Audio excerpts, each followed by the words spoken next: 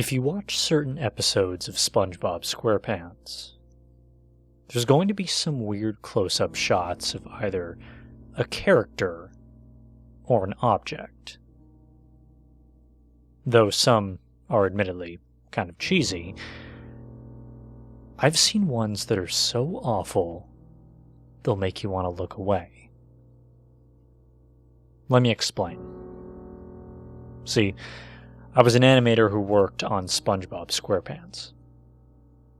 However, my job was more difficult than other animators, since I had to work on excessively detailed scenes, specifically the close-ups.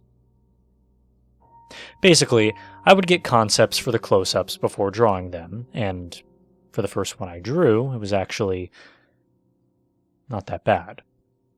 All I had to do was draw Squidward with an angry expression and then call it a day. However, the concepts for close-ups I got after that were harder and more disturbing, since they had more details.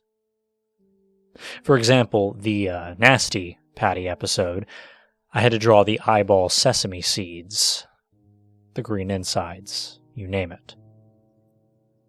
And eventually, when I worked on To Love a Patty, I had to do 2 close-up shots of a rotten Krabby Patty, each of them having a worm infestation, holes in the top bun that could trigger people with trypophobia. Patty itself looked like literal dog shit. I mean, it made me want to vomit. But to be honest, what I had to work on after this guaranteed that I did.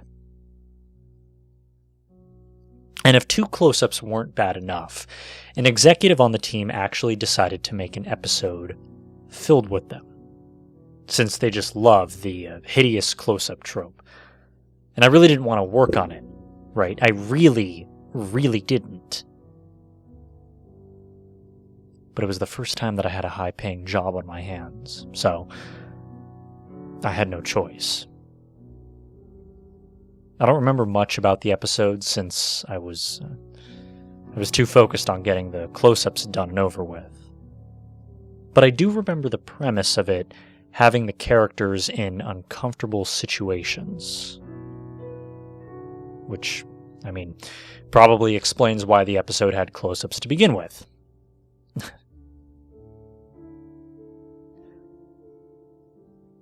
There were so many close-ups I had to work on that I lost count of how many I had to do that day.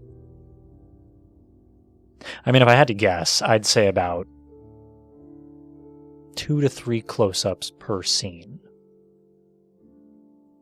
And the biggest problem I had with the production of the episode was that the concepts for the close-ups I was getting was unlike anything I'd gotten before.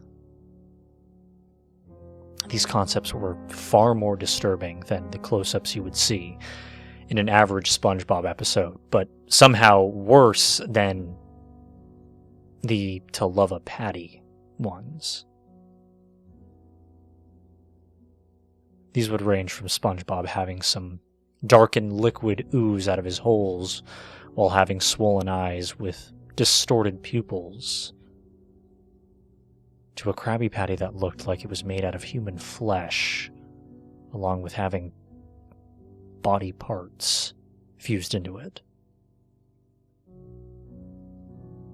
After I finished the last close-up, I vomited tremendously. And I'm just glad that I got it done and over with. But to this day, I still don't get why the original concept of a disgusting close-up became a thing.